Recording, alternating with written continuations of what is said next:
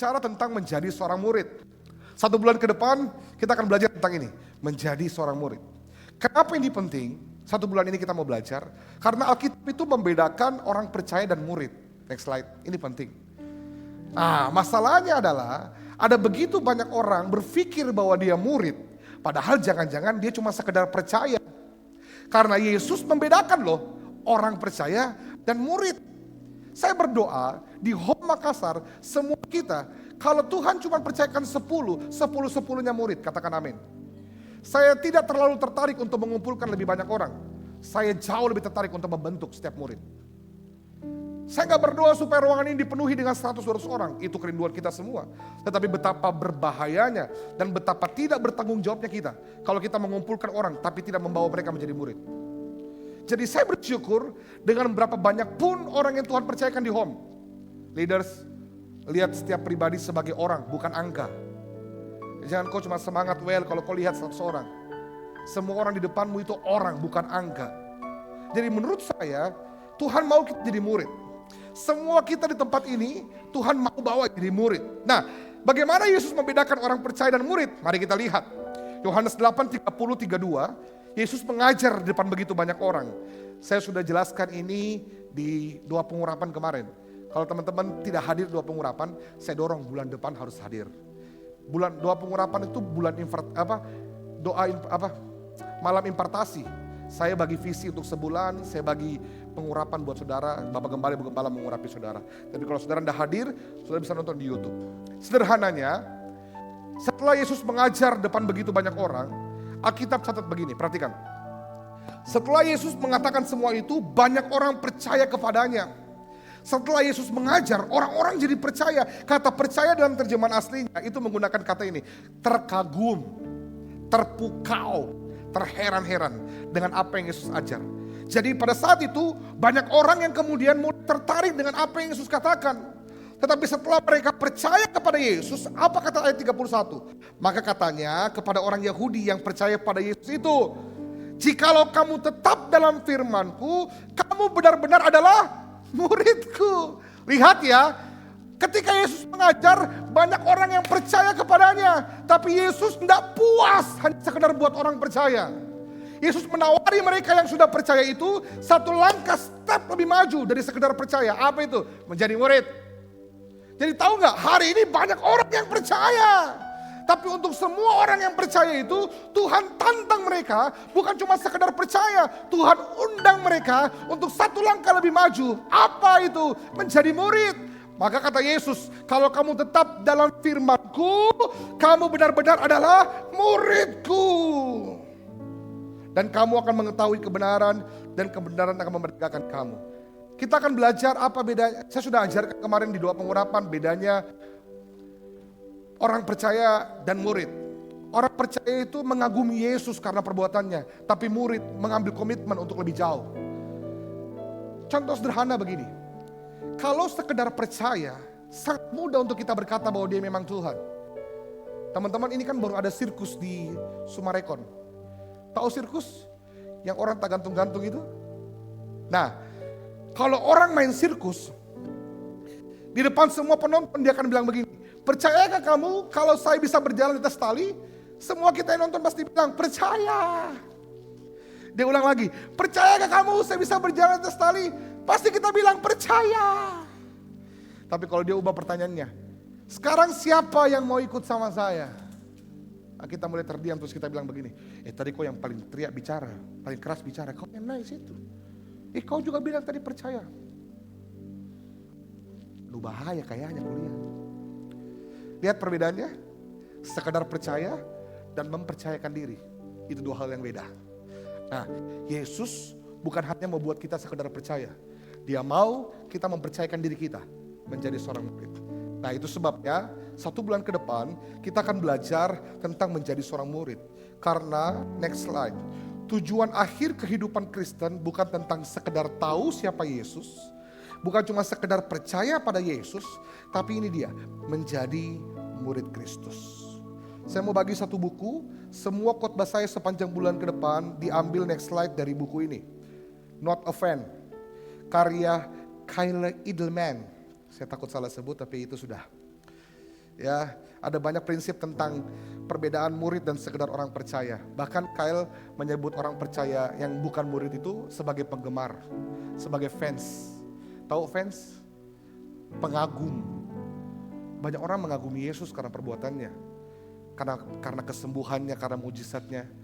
Tapi tidak semua orang mau mengikuti Yesus karena gaya hidup Yesus. Itu sebabnya perbedaannya jelas. Nah, hari ini kita mau belajar, next slide, perbedaan penggemar dan murid terdapat dalam Lukas 9 ayat 23. Bagaimana kita bisa disebut murid? Lukas 9 ayat 23 mencatat, katanya kepada mereka semua, setiap orang yang mau mengikut aku, ia harus apa? 1. Yang belum makan suaranya lebih keras. 1. Wih, berarti lapar semua kita ini malam ya. 2. Memikul salibnya setiap hari. 3. Mengikut aku. Ayat ini Tuhan jadikan sebagai gambaran. Kalau mau mengikuti dia, ternyata ada syarat dan harga yang harus kita bayar. Ada keputusan yang harus diambil dengan sengaja. Harus ada komitmen yang diambil dengan teguh. Kalau selama ini kamu mengikuti Yesus tapi kamu tidak pernah mengambil komitmen, tidak pernah membayar harga, tidak pernah mengikuti syarat, kamu bukan murid, kamu sekedar penggemar. Saya berdoa di Home Makassar tidak boleh ada penggemar. Semuanya harus tumbuh sebagai murid. Yang percaya katakan amin. Yang percaya kasih tepuk tangan buat Tuhan kita. Next slide. Ini dia menu kita selama 1 bulan. Minggu pertama ini sebentar saya bicara tentang sangkal diri pikul salib. Minggu kedua nanti mungkin Pastor Victor atau Pastor Agi yang akan bicara tentang mengasihi Kristus lebih dari segalanya. Minggu ketiga antara mereka berdua juga yang akan bicara tentang menghidupi dan melakukan firman. Semua ini syarat-syarat seorang murid. Alkitab bilang kalau kamu mengasihi sesamamu maka orang akan percaya bahwa kamu adalah muridku. Alkitab katakan kalau kamu tinggal dalam firmanku dan melakukan firmanku, kamu adalah muridku. Jadi ada ayat yang menunjukkan bahwa ternyata mengikuti Yesus itu perlu hal-hal yang dilakukan dengan sengaja, komitmen dan keputusan. Minggu terakhir teman-teman, ini catatan penting. Kita akan home sampai tanggal 22. Minggu keempat itu minggu terakhir. Seharusnya ada event Yesus Cinta Mahasiswa tanggal 22 November itu. Tapi nanti kita doakan lagi ya. Semoga kita siap untuk lakukan. Kalau tidak, saya akan bicara tentang hati seorang murid di situ. Ya, bagaimana kita punya hati untuk dimuridkan oleh Yesus dan juga hamba-hamba Tuhan dan gereja yang dipercayakan. Nah, kita mulai dari minggu pertama. Hari ini saya bicara salah satu syarat ikut Yesus adalah sangkal diri pikul salib. Sama-sama bilang sangkal diri. Sama-sama bilang pikul salib. Kita punya badan sudah berat, pikul diri saja berat, Tuhan suruh kita pikul salib. Ini kabar baik buat kita. Nah, next slide. Perhatikan, Alkitab bilang kalau kamu mau ikut aku, 1, sangkal diri. Ini sudah bukan cuma sekedar permintaan, ini perintah yang tidak bisa ditolak. 2, pikul salib. Pertanyaannya adalah, dari sini kita ngerti bahwa ketika kita mau memutuskan jadi murid, kita harus merelakan diri kita untuk pikul salib setiap hari. Alkitab bilang apa? Setiap hari. Artinya bukan satu komitmen keputusan sehari saja, tapi setiap hari dalam hidup kita, ini komitmen seumur hidup untuk mau memikul salib sepanjang hidup kita. Pertanyaannya adalah, apa yang dimaksud dengan pikul salib? Maksudnya apa pikul salib? Kalau Tuhan mau kita ikut dia dan kita pikul salib kita, maksud Yesus apa sih pikul salib? Ini yang saya mau bagi hari ini. Next slide. Apa arti salib bagi orang percaya? Apa artinya memikul salib bagi kita? Supaya setelah kamu dengarkan firman ini kamu mengerti. Ternyata selama ini Tuhan mengizinkan saya memikul salib. Supaya saya membuktikan bahwa saya adalah sungguh-sungguh murid Kristus. Nah, hari ini saya mau bagi buat kita. Ada 3 penjelasan sederhana arti dari pikul salib. Supaya kita mengerti bagaimana cara menjadi murid yang sejati. Teman-teman, ketika Tuhan mau kita pikul salib, arti salib yang pertama, next slide, adalah menurut saya, salib berarti menanggung penderitaan yang tidak harus kita tanggung. Dalam hidup kita, suka atau tidak, kita akan menghadapi penderitaan demi penderitaan.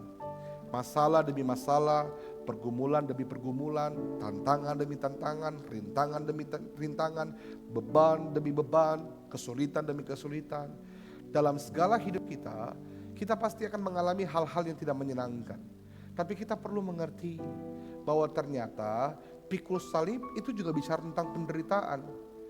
Salib pada zaman Yesus itu bukan lambang kerohanian. Sekarang kalau kita pakai salib kalung, kita bangganya bukan main.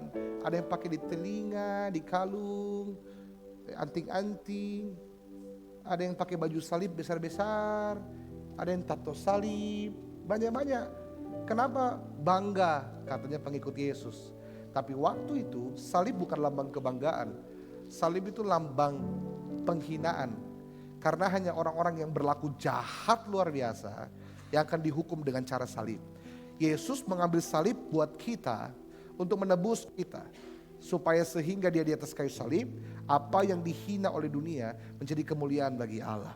Nah, setelah kita mengerti itu, Tuhan minta kita pikul salib. Artinya yang pertama, menanggung penderitaan yang kita tidak harus tanggung. Dalam hidup kita itu ada banyak penderitaan. Nah, hari ini kita mau belajar. Tapi penderitaan-penderitaan yang kita alami dalam kehidupan kita, sadar atau tidak, ternyata seringkali adalah salib yang Tuhan percayakan buat kita. Mari baca 1 Petrus 2 ayat 19. Alkitab bilang begini. Sebab adalah kasih karunia jika seorang karena sadar akan perhatikan baik kehendak Allah menanggung penderitaan yang tidak harus ia tanggung. Jadi ada kabar yang baik buat kita dengarkan hari ini. Dalam kehidupan kita banyak penderitaan-penderitaan yang Tuhan izinkan terjadi. Yang pertama, memang mungkin sebenarnya tidak harusnya kita tanggung itu. Oh, berarti ada penderitaan yang harus kita tanggung. Ada. Penderitaan yang harus kita tanggung itu begini. Kalau kita makan, saya mau bilang makan sembarangan, saya pelaku juga. Tapi ya saya sebutlah. Kalau kita makan sembarangan, saya lah. Kalau Peter makan sembarangan, Peter bengkak kakinya karena asam urat.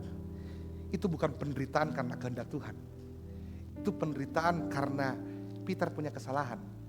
Mengerti?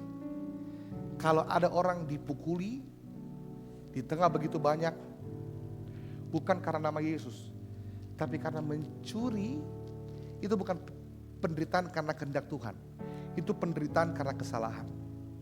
Kalau ada orang masuk penjara bukan karena membela Yesus, tapi karena menipu, itu penderitaan karena perilaku, karena kesalahan. Tapi ada orang-orang yang mengalami penderitaan bukan karena kesalahannya, bukan karena perbuatannya. Ada orang yang mengasihi Tuhan dengan sungguh, tapi saat-saat dia mengasihi Tuhan, Tuhan izinkan penderitaan terjadi. Kemudian dia bertanya begini, bilang, Tuhan kenapa terjadi penderitaan? Aku sungguh-sungguh mengasihi Engkau, aku sungguh-sungguh mencintai Engkau, aku melayani Engkau dengan sungguh. Kenapa Tuhan izinkan ada masalah? Kenapa Tuhan izinkan ada pergumulan? Kenapa Tuhan izinkan ada sakit penyakit? Seringkali kita gak ngerti. Mungkin pada saat itu kita baru sadar bahwa penderitaan yang Tuhan izinkan terjadi memang adalah penderitaan yang harusnya kita tidak tanggung. Tapi dengarkan baik, ada kalimat yang penting sebelumnya. Sekalipun itu bukan penderitaan yang harusnya kita tanggung, tapi perhatikan, itu penderitaan yang merupakan kehendak Allah untuk kita. Kenapa Tuhan izinkan terjadi? Sebagai kehendaknya. Alkitab bilang begini, waktu kita menanggung penderitaan yang tidak harus kita tanggung karena kehendak Allah, itu adalah kasih karunia buat kita. Jadi ada penderitaan-penderitaan yang memang kita gak ngerti kenapa kita alami itu, kenapa kita harus hadapi itu. Tapi kalau Tuhan berkehendak demikian, tetap jalani, tetap pikul, karena itu salib yang Tuhan percayakan sebagai bentuk kasih karunia. Yang percaya boleh kasih tepuk tangan buat Tuhan. Ada orang dikeluarkan dari pekerjaan bukan karena mencuri. Dikeluarkan dari pekerjaan justru karena dia bela nama Yesus. Disuruh curang dia gak mau. Disuruh korupsi dia gak mau. Disuruh buat dosa dia gak mau. Justru karena itu dia dikeluarkan, kau gak bisa diajak kerjasama. Ada orang putus cinta bukan karena selingkuh, bukan karena pembohong. Putus cinta karena jaga kekudusan. Waktu dia punya pacar bilang begini, masa sudah 5 tahun baru udah bikin kayak apa-apa. Mau bikin apa? Bikin kue ngana. Minimal cium-cium sedikit, kasih jempol kaki. Kalau kau nak cium kau, saya tinggalkan kau. Oh, kalau ada yang begitu-begitu, story dia bilang begini, selamat tinggal. Kau tidak usah tinggal saya yang tinggal kau. Ada orang yang putus cinta begini karena menjaga hati Tuhan untuk dia. Saya mau kasih tahu ya. Tepuk tangan jangan setengah-setengah, malaikat bingung.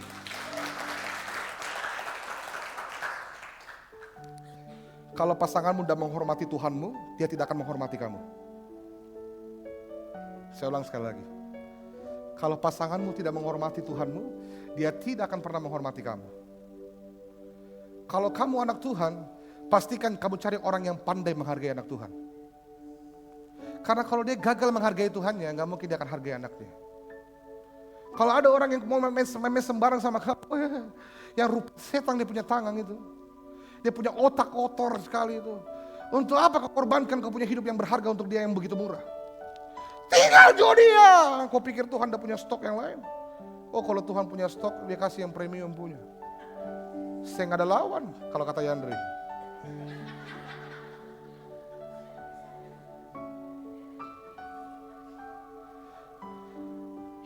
Saya punya teman, dia pacaran 5 tahun. 5 tahun itu kalau rumah solunas itu. Tapi di akhir-akhir masa pacarannya, dia punya pacar berubah sikap. Dulunya mereka sama-sama melayani. Dulunya mereka sama-sama mengasihi Tuhan, setia melayani. Tapi akhir-akhir dia digandol sama wewe gombel. Ada perempuan yang mau kasih dia punya bibir, yang mau kasih dia punya tubuh, kemudian dia punya laki-laki, akhirnya selingkuh. Mereka sudah 5 tahun sama-sama. Kemudian si laki-laki merasa bersalah, dia minta ampun, perempuan kasih kesempatan. Tapi mungkin memang karena mungkin otak sudah kotor, waktu menjalani hubungan, laki-laki berusaha minta terus. Terus dia bilang begini, semua orang melakukan, masa cium saja ndak boleh? Masa kita sudah 5 tahun kita ndak cium-cium? Kalau dia mau cium-cium kasih wipol buat dia cium. Kemudian akhirnya mau ndak mau setelah 5 tahun si perempuan ini bilang begini, saya tidak akan pernah berubah, saya punya prinsip, saya harus jaga saya punya diri, saya pelayan Tuhan, saya anak Tuhan. Kalau kau mau dengan saya, maulah dengan apa yang menjadi prinsip saya juga. Akhirnya apa yang terjadi? Mereka harus mengakhiri hubungan mereka. Ada orang-orang yang putus cinta, mengorbankan 5 tahun bukan karena kesalahan dia, tapi karena menanggung penderitaan yang tidak harus dia tanggung. Ada salib yang dia harus pikul. Ada orang-orang yang begini, saking menderitanya hidupnya, sama seperti Ayub, orang-orang sekitarnya bilang, bodohnya kau itu masih melayani di gereja. Apa yang kau dapat kalau digaji kau gereja? Lihat kau hidupmu. Ayub bilang, istri Ayub bilang apa? Kau menderita begitu, kutukilah Tuhanmu dan matilah. Oh, orang tidak senang kalau kita setia, betul? Dia akan berusaha jatuhkan kita, dia punya omongan. Tapi kita ini kita tahu persis harga dari salib yang kita pikul. Kita menanggung penderitaan yang tidak harus kita tanggung, tapi karena itu kehendak Allah kita menerima kasih karunia. Boleh kasih tepuk tangan buat Tuhan. 1 Petrus 2 ayat 20 bilang, sebab dapatkah disebut pujian jika kamu menderita pukulan karena kamu berbuat dosa? Kalau kamu dipukul karena kau colek anaknya orang, cocok kau dipukul, untung kau tidak ditendang. Kalau kau dipukul karena kau sembunyi, curi HP-nya orang, untung kau tidak digelek. Tapi Alkitab bilang begini, jika kamu berbuat baik karena itu kamu harus menderita. Alkitab bilang apa sekali lagi? Maka itu adalah kasih karunia. Saya dapat hikmat luar biasa. Alkitab berulang kali bilang begini, kalau kamu menanggung penderitaan yang tidak harus kamu tanggung, kalau kamu harus melakukan penderitaan padahal kamu sudah hidup baik, Alkitab konsisten 2 kali bilang apa? Perhatikan baik. Percayalah bahwa kamu pasti menerima kasih karunia. Waktu kita bilang, aduh beratnya ini Tuhan. Saya mau marah, saya mau kecewa. Kenapa Tuhan Tuhan izinkan terjadi? Padahal saya sudah setia melayani Tuhan. Kenapa Tuhan panggil orang tuaku? Kenapa Tuhan izinkan masalah di keluargaku? Kenapa Tuhan izinkan sakit penyakit menimpaku? Padahal saya sudah mencintai Tuhan. Alkitab bilang, kalau kita tetap setia memikulnya, karena kita tahu itu kehendak Allah, kita pasti terima belas kasihan dan kasih karunia Tuhan. Katakan amin. Jadi tawaran buat kita, maukah kita pikul salib, yang artinya memikul penderitaan yang sebenarnya memang tidak harus kita pikul. Markus 13 ayat 13 bilang, kamu akan dibenci semua orang oleh karena namaku. Ini kabar baik, bahwa ketika mengikut Yesus memang jalannya tidak akan mudah. Jalannya bukan jalan tol, jalan yang berliku-liku kayak dari Toraja ke Palopo. Tetapi orang yang bertahan sampai akhir, Alkitab bilang apa? Ia akan selamat. Saya mau katakan kepada kita, seberat apapun salib yang kau pikul hari ini, jangan pernah tinggalkan salib itu. Amin. Seberat apapun salib yang kamu pikul hari ini, jangan pernah buang dan tinggalkan salib itu. Kalau kamu gak ngerti Tuhan, kenapa saya mengalami masalah pergumulan hari ini, anggap itu salib yang Tuhan percayakan kepadamu sebagai kehendaknya yang mendatangkan kasih karunia. Haleluya. Supaya kita sadar mengikuti Yesus bukan sekedar asal menderita, bukan sekedar asal dibenci, bukan sekedar asal gagal, tetapi semua yang kita lakukan karena kita memikul salib. Ada orang dibenci bukan karena nama Yesus. Orang dibenci karena dia punya mulut rupa setan. Kalau dia jelek-jelek ceritai orang, oh paling jago itu setan, sampai bilang begini, tapi kanda kaum yang kanda iya. Ada orang kalau menipu, oh jago sekali. Dibenci bukan karena nama Yesus, dibenci karena kalau ngomong tipu orang jago. Bilang sudah OTW padahal baru bangun, itu juga penipu itu. Ada orang dibenci, ada orang tidak dipercaya bukan karena kurang kemampuan, tidak dipercaya karena kalau setiap kali dipercaya dia selalu terlambat datang. Nah itu dia. Kenapa kau udah dijadwal lagi? Bagaimana kau disuruh setiap kali kau dijadwal disuruh datang jam 4, kau datang setengah 5, jam 5, jam 6, jam 7. Persembahan orang baru kau datang. Jadi tidak dipercaya karena perbuatannya. Tapi hari ini saya berdoa, semoga penderitaan yang kita alami hari ini, penderitaan karena kita mengasihi Tuhan dan bersedia memikul salib kita setiap hari. Sekali lagi tepuk tangan buat Tuhan kita.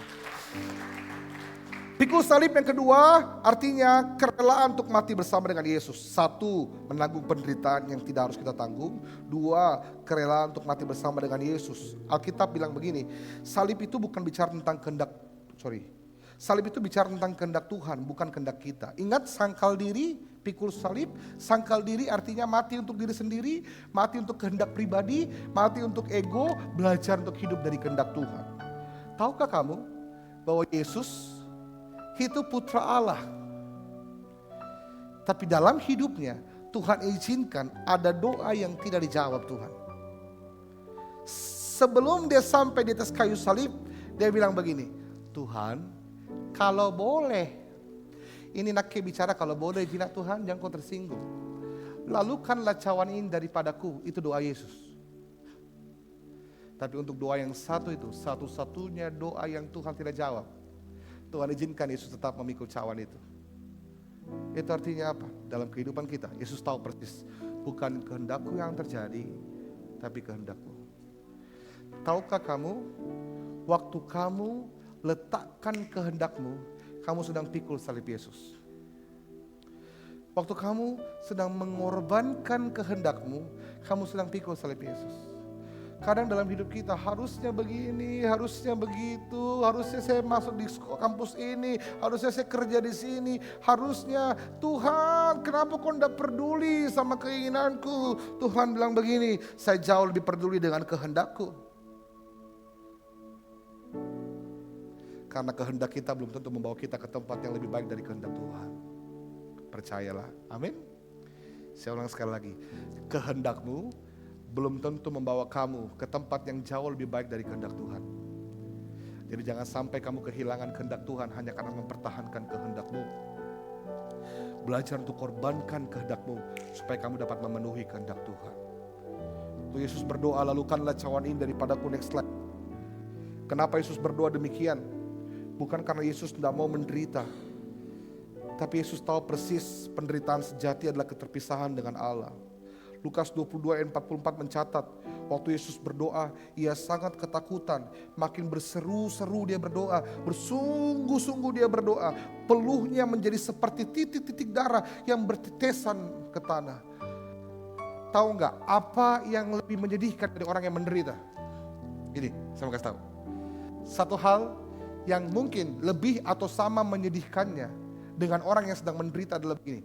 Menyaksikan orang yang kita kasihi menderita. Itu sama itu. Elkan sakit ya. Dia menderita karena dia batuk, dia muntah. Tapi ada perasaan yang mungkin saya pikir mendekati yang dia rasakan. Apa itu? Jadi bapaknya yang lihat dia muntah dan dia sakit. Itu sakit sekali. Mengerti maksud saya? Kalau kita mengasihi seseorang, kadang kita bisa merasakan apa yang dia alami. Waktu Yesus berdoa, Tuhan lalukanlah cawan ini daripadaku. Alkitab bilang dia punya darah itu, dia punya keringat tuh pecah seperti darah. Itu secara, saya bukan dokter tapi ini yang saya tahu. Secara tingkat ketakutan, dia sampai di tingkat ketakutan di mana dia punya pembuluh darah pecah. Pernahkah kita takut sampai kita punya pembuluh darah pecah? Belum pernah, betul? Yesus sudah mengalaminya. Itu artinya Yesus takut sekali. Tapi kenapa Yesus dah kemudian bilang begini, ini kasihannya anakku, jami paina, jami, dah jari salib, jangan mi, nanti pi, kau pulang mau kau, baik mau kau jangan kau lagi begitu. Yesus tetap harus memikul salib, bukan kehendak Yesus, tapi kehendak Tuhan. Apa yang kita mau pelajari? Seberat apapun rasanya melepaskan kehendak kita, percayalah, bukan untuk sesuatu yang sia-sia, tetapi untuk sesuatu yang lebih berharga. Apa itu? Kehendak Tuhan dalam hidup kita. Itu arti pikul salib. Next slide. Supaya kamu lebih mudah mengerti, saya ceritakan ya. Saya sudah ulang-ulang cerita ini. Dulu waktu saya kecil, saya sakit amandel. Saya harus dioperasi. Sebagai seorang anak kecil pada umumnya, tidak pernah ada anak kecil yang berdoa untuk dioperasi. Kemudian dia bilang, hore besok saya operasi. Tidak ada yang seperti itu. Sebagai anak kecil, saya juga tidak mau dioperasi. Saya berteriak-teriak sama Bu Gembala, saya tidak mau. Sama seperti El sekarang kalau berteriak. Aku tak mau itu dia. El kalau berteriak kan begitu. Apa yang terjadi hari operasi tiba, saya pakai baju operasi, saya harus dibawa ke ruangan operasi. Semakin dekat dengan ruang operasi, saya berteriak sama mama saya tidak mau Bu, saya tidak mau Ma, tidak mau. Harapan saya adalah mama saya mulai tergerak terus bilang begini, jangan midrok, tidak jadi operasi, ki anakku kasihan menangis ki, kasihan sekali anakku kok dong, jangan mi, stop nih, tidak jadi operasi, nah ya pulang mi makan es krim. Semakin saya berteriak, semakin cepat tuh roda bawa saya ke ruangan operasi. Saya menangis Tuhan, saya tidak mau dioperasi. Saya bilang mama, saya tidak mau dioperasi, tapi operasi tidak berhenti, terus dijalankan. Kemudian satu hal yang menggugah saya ingat persis. Waktu saya masuk ruangan operasi, saya kemudian membalikan wajah saya lihat mama saya bilang, Ma, tidak maukah dioperasi? Saudara tahu apa yang saya lihat? Saya lihat Bu Gembala pegang saya punya tangan, dia tidak tertawa waktu itu. Dia tidak bilang, Cidako, rasa kau dioperasi, kata, tidak begitu. Apa yang saya lihat? Bu Gembala juga menangis. Dia meneteskan air mata terus dia bilang begini, sabar kau dah pelan-pelan, sabar kau, harus kau dioperasi nak, harus kau dioperasi karena kau sakit, sabar kau, mama temani kau nak, ada mama temani kau. Tahukah saudara, waktu saudara pikul salib, waktu saudara menderita, Tuhan tidak tertawa melihat kita. Setuju? Saya bayangkan sama seperti Bu Gembala yang menangis melihat saya. Bukankah Allah juga merasakan penderitaannya Yesus? Tapi kenapa Allah tidak stop salib? Bukankah Bu Gembala lihat saya punya penderitaan? Kenapa Bu Gembala tidak stop operasi? Ya sederhana. Karena salib dan operasi itu baik untuk kita. Saya harus tetap masuk ruang operasi. Karena operasi menyembuhkan saya. Yesus tetap harus tergantung di kayu salib. Karena salib menebus kita. Tahukah kamu bahwa hari ini ada salib-salib yang Tuhan izinkan terjadi dalam hidup kita. Penderitaan Tuhan izinkan terjadi dalam hidup kita. Dan itu baik untuk kita. Katakan amin. Dan kabar baik. Sekali lagi. Tuhan tidak tertawa waktu kita pikul salib. Tuhan tahu itu berat. Tuhan tahu itu sulit. Tapi Tuhan pegang tangan kita, dia bilang begini, "Nak, aku takkan tinggalkan kamu. Aku akan berjalan bersamamu." Ingat seperti yang saya bilang kemarin, ibu Tiongkok yang dipenjara karena imannya. Dia bilang begini, "Salibku sangat besar, tapi Yesus memikulnya bersamaku." Itu kabar baik. Bahwa kita tidak akan dibiarkan pikul salib sendirian. Dan percayalah, bahwa semua salib yang Tuhan izinkan terjadi, itu baik untuk kita. Boleh kasih tepuk tangan buat Tuhan kita. Haleluya. Yang terakhir, oh ini dia, next slide. Percayalah tanpa ketaatan tidak akan ada kemuliaan. Semua salib yang Tuhan izinkan terjadi, pikullah dengan taat. Karena saya percaya akan mendatangkan kemuliaan bagi kita. Yang terakhir, arti pikul salib. 1, menanggung penderitaan yang tidak harus kita tanggung. 2, kerelaan untuk mati bersama-sama dengan Yesus. 3, hidup untuk, ini dia pada salam ini. Hidup untuk sama seperti Yesus. 1 Yohanes 2 ayat 6 berkata, barang siapa mengatakan ia di dalam dia, ia wajib hidup sama seperti dia hidup. Itu artinya Tuhan mau kalau kita mengikut dia, kita punya gaya hidup juga sama seperti dia.